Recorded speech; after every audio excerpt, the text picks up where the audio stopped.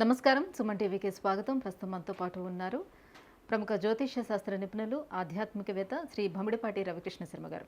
గురుగారు నమస్కారం. నమస్కారం. గురుగారు, శ్రావణ మాసంలో వచ్చే అత్యంత ముఖ్యమైనటువంటి పండుగ వరలక్ష్మి వ్రతం. ఈ వరలక్ష్మి వ్రతాన్ని అందరూ ఆచరించుకుంటారు. అయితే ఈ వ్రతంలో ఎటువంటి పదార్థాలతో అమ్మవారిని పూజించాలి?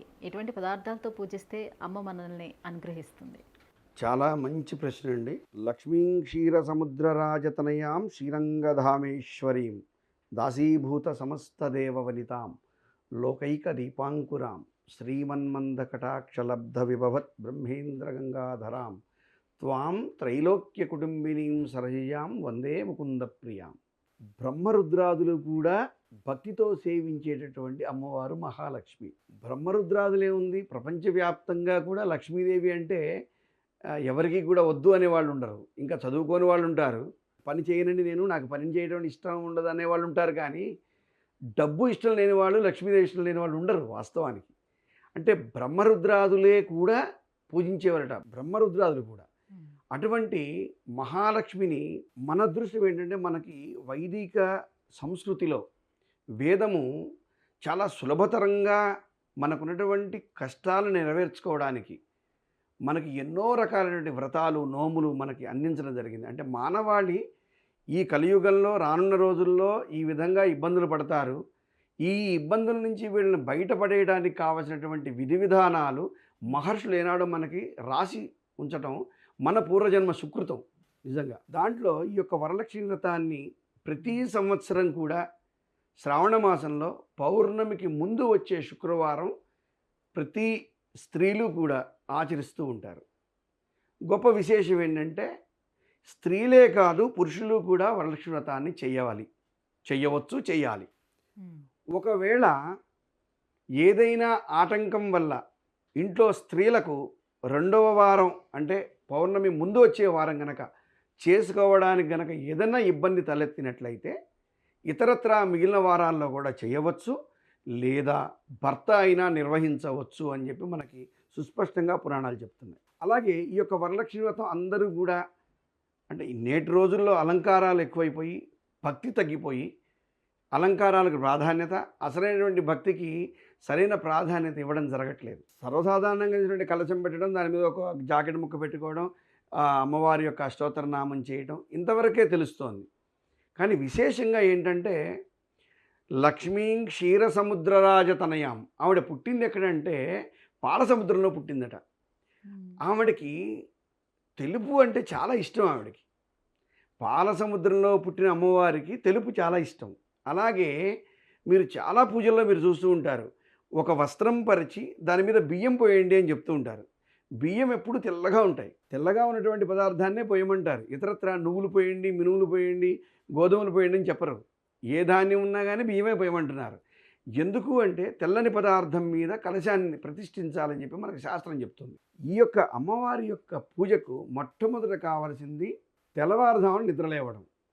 అంటే ఇప్పుడో 7కో 8కో లేవకుండా విధి విధానంగా ప్రాతకాలానికంటే ముందే బ్రహ్మీ ముహూర్తంలో తప్పనిసరిగా ఎవరైతే ఈ యొక్క వ్రతానికి ఉపక్రమిస్తున్నారో వాళ్ళు నిద్రలేవలసిందే.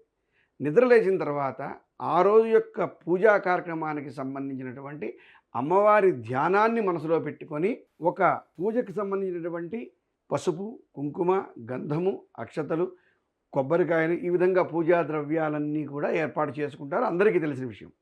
విశేషం ఏమిటంటే, ఎట్టి పరిస్థితుల్లో కూడా అమ్మవారికి ఏర్పరిచినటువంటి పీట మీద అంచు ఉన్నటువంటి తెల్ల వస్త్రాన్ని మాత్రమే వెయ్యాలి. సాధారణంగా ఏం చేస్తుంటారు, ఏదో రంగు జాకెట్ ముక్కనో దేన్నో పరుస్తూ ఉంటారు.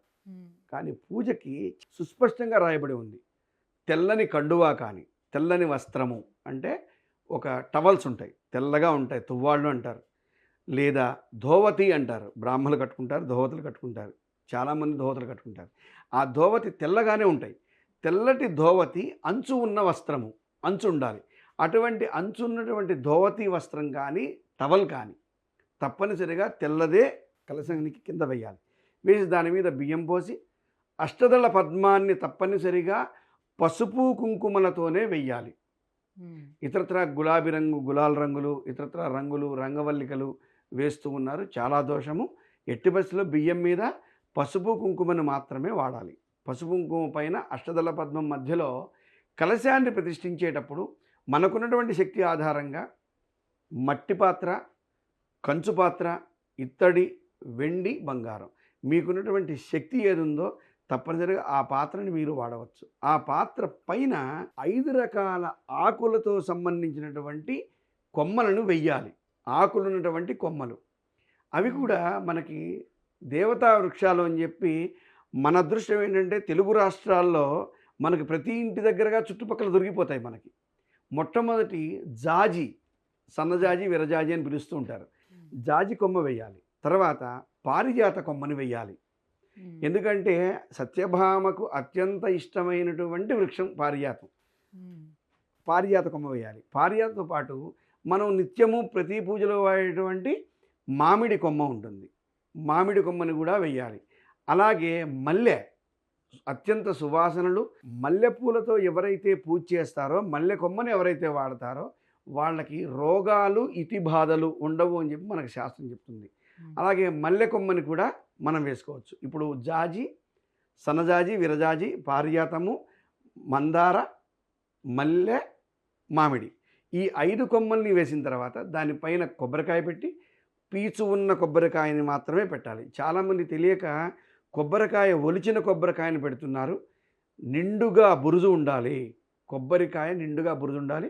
ఆ కొబ్బరికాయకి చక్కగా పసుపుతో అవకాశం ఉంటే కళ్ళు, ముక్కు, చెవులు వచ్చేట్టుగా అమ్మవారి రూపాన్ని తలుచుకొని పసుపుని తడిపి అమ్మవారిగా తయారు చేసుకొని పైన తెల్లటి జాకెట్ ముక్క, అంచు ఉన్న జాకెట్ ముక్కని పెట్టాలి. తెలుపు కానీ లేదా లేత గోధుమ వర్ణము, క్రీమ్ కలర్ అంటాం మనం, ఈ 2 రంగులు మాత్రమే. గ్రీన్ కానీ, రెడ్ కానీ, ఆరెంజ్ కానీ అవి కాదు. వరలక్ష్మీ వ్రతానికి విధి విధానంగా తెల్లని జాకెట్ ముక్కనే కలశం మీద పెట్టవలెను. తర్వాత పూజించే అక్షతలు ఎర్రని అక్షతలతో పూజించాలి అమ్మవారిని. అలాగే వాడే పువ్వులు ఏవైతే ఉన్నాయో గులాబీ రంగు, ఎరుపు రంగు ఈ 2 పువ్వులతో మాత్రమే పూజ చేయాలి.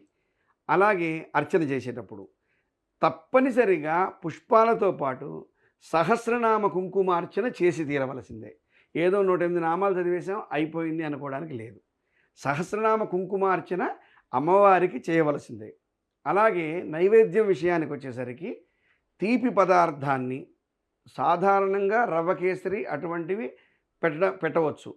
ఇంకా కొంచెం తీపి పదార్థాలు పెట్టగలిగిన వాళ్ళు పూర్ణాలు పెట్టచ్చు, ఇతరత్ర పరమాన్నం పెట్టచ్చు, క్షీరాన్నం పెట్టచ్చు, బెల్లంతో ఉండేటువంటి పరమాన్నం పెట్టచ్చు. తీపి పదార్థాలు అమ్మవారికి చాలా ఇష్టం కాబట్టి మహాలక్ష్మికి తీపి పదార్థాన్ని పెట్టాలి. తప్పనిసరిగా దీపారాధనలో 2 దీపారాధన కుందులు పెట్టి రెండిట్లో 6, 12 ఒత్తులు వెయ్యాలి. అంటే దీంట్లో ఒక కుందిలో ఒక 6, రెండవ కుందిలో 6, 12 ఒత్తులతో దీపారాధన చేయాలి. తప్పనిసరిగా 2 సాయంకాలం, ఉదయకాలం అంటే సూర్యోదయం సమయంలో అలాగే సూర్యాస్తమయ సమయంలో 2 పూటలా దీపారాధన చెయ్యాలి. అలాగే ప్రదోషకాలం అంటే చీకట పడిన తర్వాత 45 నిమిషాల లోపు సాంబ్రాణి ఇల్లంతా వెయ్యాలి. అమ్మవారట సాయంత్రం చక్కగా 6, 6:30కి మన ఇంట్లోకి వస్తాడ. మనం పిలిచినప్పుడు కలశంలోకి వచ్చినప్పటికీ కూడా ఆవిడ ముత్తైదువు రూపంలో సాయంకాలం మన ఇంటికి వస్తుందట ఆవిడ. అందుకే ఇల్లంతా ధూపం వేయమంటారు. ఆ సమయంలోనే మనకు దగ్గరలో ఉన్నటువంటి స్నేహితులు, బంధువులు, ముత్తైదువులు ఎవరున్నారో వాళ్ళని పిలిచి తాంబూలం ఇవ్వమని చెప్తారు. కారణం ఏంటంటే ఎవరో ఒక రూపంలో అమ్మవారు మన ఇంటికి ఆ రోజు సాయంత్రం 6:30కు వస్తుందట తప్పనిసరిగా. అది స్నేహితుల రూపంలో రావచ్చు, బంధువుల రూపంలో రావచ్చు, అనుకోకుండా మనం పిలవకుండానే మన బంధువులకి ఇంటికి వచ్చిన స్నేహితురాలు కూడా రావచ్చు. అంటే మనకు వాళ్ళు తెలియదు వాళ్ళు వస్తారని. అలా అమ్మవారు వచ్చే సమయానికి తప్పనిసరిగా మనం ఎదురు చూడాలి.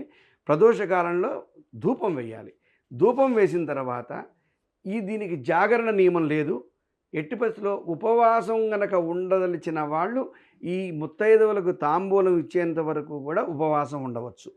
ఉపవాసం చేయగలిగిన వాళ్ళు ఉపవాసం ఉండి ముత్తైదులకు తాంబూలం ఇచ్చిన తర్వాత కనుక భోజనం చేసి కనుక ఎవరైతే ఈ యొక్క పూజా కార్యక్రమాన్ని విధి విధానంగా ముగిస్తారో వీరందరికీ కూడా అత్యంత సౌభాగ్యము, సిరి సంపదలు కలుగుతాయి అని చెప్పి మనకి వరలక్ష్మీ వ్రతానికి సంబంధించినటువంటి పూజా విధానాన్ని చెప్పడం జరిగింది. అలాగే చారుమతి కథ అని చెప్పి చాలా అంటే అందరికీ తెలిసిందే.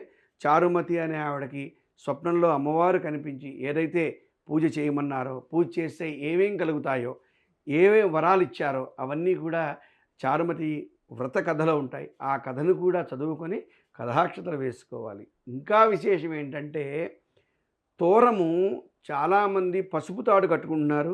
ఎర్రని తాడు కట్టుకోవాలి. పసుపు, కుంకుమ కలిపి తెల్లదారానికి పూసిన తర్వాత 9 పువ్వులతో తోరాన్ని ఏర్పాటు చేసుకొని, ఆ 9 తోరాలకు పూజ చేసి చేతికి కట్టుకుంటే అక్కడితో ఈ యొక్క వ్రతానికి సంబంధించినటువంటి సంపూర్ణ ప్రక్రియ ముగిసిపోతుంది. తద్వారా అమ్మవారి యొక్క అనుగ్రహ కటాక్షాలకి మీరందరూ కూడా పాత్రులవుతారని, ఈ యొక్క విధి విధానాన్ని పాటించి అత్యంత సౌభాగ్యాలతో తొలతూగుతారని చెప్పి మనసా వాచా కర్మణ అమ్మవారిని ప్రార్థిస్తూ శుభం భూయాత్.